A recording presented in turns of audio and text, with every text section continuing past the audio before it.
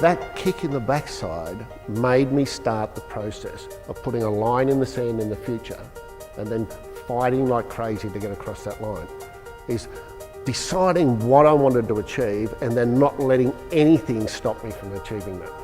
And those little gains, year after year after year, have allowed me to do a whole heap of things like play professional sport, retire at 34, write books, travel around the world. And there's nothing that I've done from playing a bigger game that you guys couldn't do. It's just a matter of going, what lies in the future that I really want to attach myself to, and then doing everything that you can possibly do to achieve that. In fact, that's the thing that lies at the very core of our existence. At the very core of every single person in this room is the mechanism to improve, to be better, to find better ways, to do different things, to get ahead, to achieve more, be more, do more and have more. It lies at the very heart of who we are. I believe there are 4 things that every single person in this room controls completely that change the game. 4 things that you control that right now you choose not to control. But if you did, your world would change immediately. So I was in Tokyo a few years ago, speaking at a conference just like this. And I get a phone call from my little brother to tell me my father's in Gundawindi Hospital and he has less than 48 hours to live. I hadn't seen my father for 17 years. I said, we need to allow Dad to forgive us. And Ken says, what's he going to forgive us for? He's the alcoholic, he's the one who got divorced, he's the one who hasn't been in touch. I said, imagine lying in the bed that you're going to die in, having never, ever set eyes on your grandchildren. So we stuck him in a wheelchair, put a straw hat on his head, and wheeled him off down to the Gundawindi pub. And I had the opportunity to have one last beer with my father. This is me and my little brother Ken when we got back to the hospital. We tucked Dad into bed. About an hour later, he looked up, gave us a wave, and drifted off into another world. But if you ever wanted evidence that when you are in complete control of your attitude, the world changes, this photo is it. I believe culture is the most powerful thing on the planet. It's also the hardest thing for you to change. But as a leader,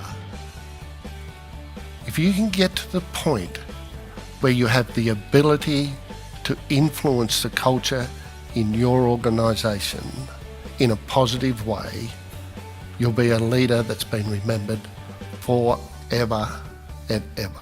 I've spent the last 3 decades travelling all over the globe, looking at different cultures and experiencing what goes on within cultures and what makes them tick and what makes them work. I've spent some time with the Maasai warriors on the plains of the Serengeti. And the Maasai is a very unique culture. But this little ritual here is how you go about attracting a female partner in the Maasai tribe. So you stand on the spot with your stick, leap into the air like that, and the higher you go, the more likely you are to attract a female companion. How awesome is that? Imagine trying that in the nightclub on Saturday night.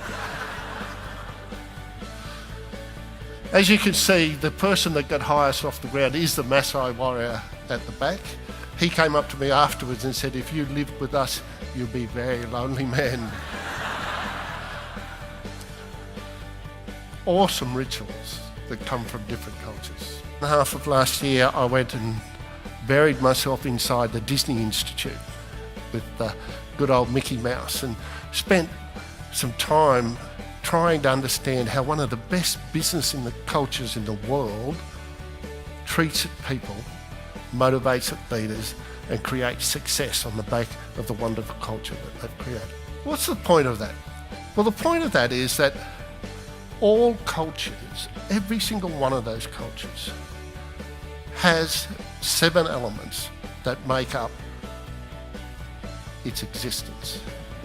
And you'll start to see the signs, symbols, languages, rituals, rewards, ceremonies and celebrations that are out of step. And it's your job as a leader to define which ones of those are clunky and fix them up. When all of these things are aligned, you get an organisation that absolutely rocks.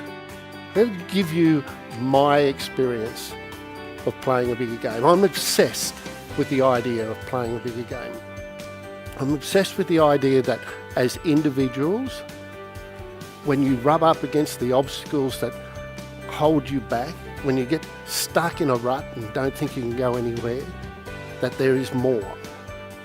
I love the idea of leaders being able to talk to people about possibility, the possibility mindset, the ability to go an extra yard. I love the idea of working with organisations and building a culture where they step into the future with the idea that they can change the world.